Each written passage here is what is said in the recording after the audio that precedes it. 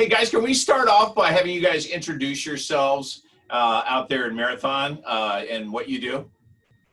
Sure. I'm Jennifer Ani. I am the 912 school counselor. And I'm Kurt Miller. I'm the high school Phy-Ed and health teacher, as well as the athletic director. All right. So you know that WIFC every year does the Stand Up to Bullying campaign. And it's something that we've found to be really important to do in our communities because bullying continues to be a problem in our schools. So it's our mission to bring attention to it and to give kids the resources that they need so that they know what to do if they experience bullying, if they witness bullying, so that we can try to basically beat down this problem before it really becomes serious, as we have seen with some people in central Wisconsin. In fact, Dave personally knows a family who lost their child because of bullying. So it's something that we find to be really, really important. So we'd like to know what kinds of things your school in particular is doing to help combat bullying. Sure. Kurt, me, you. It's so hard when we're not in the room together. No, go ahead, Jen, and talk about SSA a little bit and give them a background of what happens there. So Marathon High School, our whole school district actually is part of a consortium where we received a grant last year. And with that grant, we were able to embark upon training for Safe School Ambassadors. And so what that did was take 4 students per grade level, and we were able to have them trained, a 2-day training to become Safe School Ambassadors. And what that means is that they received the training, the skills, the tools to be able to prevent and stop mistreatment among their peers. So it's allowing them to interact in a positive social manner. Instead of it always being the teachers interacting, the students are the ones who are in the hallways, they're with their peers, they're hearing and seeing things that we just don't have the opportunity to see on a daily basis, but they're there constantly. They're seeing those text messages, they're seeing things happening online, in person. And so by giving the students the training, the power and the tools to interact with their peers in a positive manner and to help stop negative behavior, we really saw last year that those SSA ambassadors took it upon themselves to step in and redirect negative attention towards others, to redirect rude behavior, anything that could lead, to bullying. And even if it was something that they weren't comfortable with, then they had the tools to come to us and report what they were hearing or seeing, and then we were able to help them process the situation and then address it further. Hey, can you guys talk a little bit about the difference between trying to do everything you both do as counselors and then also your peer counselor program in trying to handle virtual bullying as well, besides in person? Yeah, I can probably hit on that a little bit.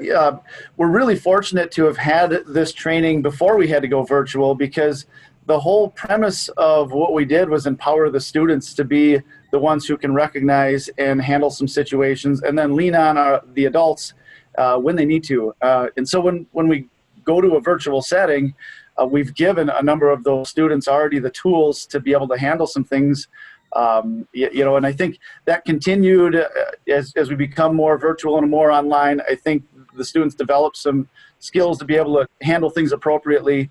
And it's shown that they've really done a wonderful job. When I came to Marathon a little over 4 years ago, I really recognized this to be an extremely positive place. It's in a positive work environment. It's a positive school. But once we did this training, and the training was the students and the counselors at the same time, we really had our eyes open to things that we didn't know was even happening. And we learned a lot about specific students and specific situations where we said, wow, this is nothing we could have ever dealt with, because we never would have known. And so therefore the students having the skills to be able to handle some of those situations is really powerful. Wow. So let's talk a little bit about the difference between the way things are now with students having such access online. What happens if a student is bullied, say, through Instagram, and they're bullied by a fellow student? What is that student who is being bullied supposed to do? Is that something that they can go to their teachers, their counselors, and talk about with them? Definitely. And it's so tricky when we look at social media and anything that's online. If it's happening at home, you know, in the wee hours of the morning, then who's responsible for helping that situation? We always encourage our students, you know, to be open and honest with their parents. We encourage our parents to know what social media apps their child is using so that they are in the know as well. I think we have a great group of students, and I saw it even during our closure. They're very aware of what their friends and classmates are posting online, and I had multiple situations where students were messaging me saying, I'm very concerned about something I saw, and then it was a follow-up on our end to make sure that that student was okay, communicating with their parents. So it really requires all of us to work together to make sure that we're keeping that safe environment and we're keeping our students safe, whether they're at home or at school. And I can hit on one more little piece on that, is that what came through, one of the great things that came through the Safe School Ambassador program is that the students have a direct avenue to be able to report things to the counselors or administration or other teachers. So each week they'll get a form that they can fill out if they've had to address something, and if they need assistance in addressing something. So through that program, they found ways to tell the appropriate personnel when stuff is happening. And I think the students have utilized that, and we've made some really good things happen through that process.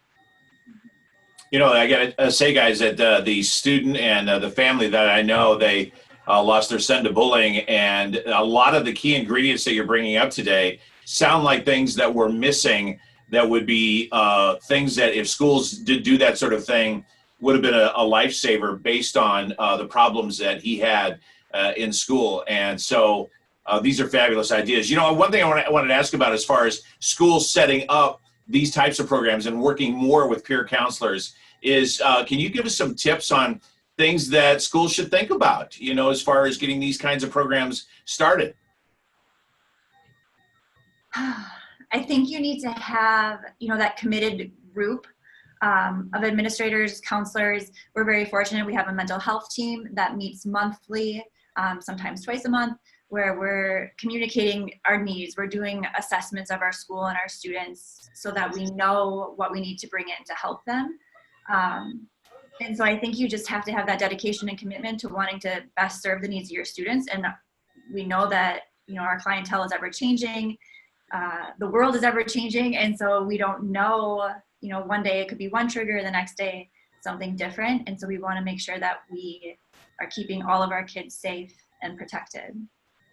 And I would go along that and saying that I think the best thing we did was find a program that empowered the students as well as the teachers. I mean, I've been a teacher for 15, 16 years, and all of my trainings in this background has always been focused out around how the teacher can recognize and how the teacher can help out. And in this case, this program has the students being really the avenue from what's happening to us, and we can't help with what we don't know about. And so this bridges that gap, which is really, really an important factor. Yeah, and that is the main thing, is that a lot of the teachers aren't aware of what's going on social media. You know, a lot of kids aren't going to add their teacher as friends so their teacher can monitor what they're doing online. So it's really important that the kids are being able to, you know, keep track of these things. And students are more apt to go to another student, I would assume, to talk about issues with bullying online, just because sometimes it's uncomfortable to go to a teacher. So having that student that they can go to, I'm sure is a lot more helpful. I know in personal situations, my sister was bullied online, and this was back before we had all these social media sites. It was like ICQ that we were using and that sort of thing. But you know, she was in a situation where she was being bullied, and when my mom went to the school about it, at that time the school's like, oh, that stuff's happening at home, there's nothing that we can do about that. It wasn't something that was taken seriously because it was online. And what is this person going to do to your kid? It's just online. So it's really nice to see that those situations are being taken seriously now, and that there is a way for teachers to be able to help parents and for students to be able to help other students. It just makes parents more comfortable. Obviously, I am a parent. If you haven't seen my beautiful wall of child art next to me, it's really comforting to parents to know that. Guys, is there anything else that we should maybe mention before we're wrapping up? Because we're learning a lot today, and just wondering if there's anything else that we're missing out on that we should share with faculty, teachers, students, on the topic of standing up to bullying. I think it's just important to always remind, staff and students, you want them to feel empowered when they're in the building. And so to let them know that they have a voice and that you are somebody that they can come to, whether they're comfortable with it or not. It could be a matter of life and death, like we've said. So we want them to feel like they have those safe spaces, those people that they can trust and communicate with. And we need to try and make every student feel welcome in the building. And so extending that hand, welcoming them, greeting them, making them know that they're a part of this community. And it's important to realize that it's a team effort. I mean, when we started the SSA program and our principal was kind of deciding who he wanted to be the counselors, he kind of talked to Jen and I, because we really deal with a wide variety of students and very different students. The students that Jen spends a lot of time with as a school counselor aren't necessarily the ones all the time that I'm spending a lot of times with as the athletic director. And so, we were able to reach quite a wide range of kids. And then knowing that it's an all staff, all student, it's a team effort, and developing a positive culture and creating an environment where people feel comfortable sharing things and welcomed and feel like it's a positive place. Yeah, I used to be back in high school. I was a peer counselor, and I noticed that it is a two-way street. So a lot of times that the peer counselor is learning a whole lot, just as much as talking with students, that are going through issues that maybe they're trying to help out, with that particular friend, that student that's in school. And so, I'm so glad you guys are doing that program. It's great. Mm-hmm. We are too. This year will be interesting with a virtual aspect added in. So it's definitely interesting. Well, we are doing our Stand Up to Bullying promotion again online. So we're looking for kids to sign the pledge online, which is just basically an overview of things, how to treat people and things like that. So the whole pledge is laid out online. We're asking students to sign that pledge.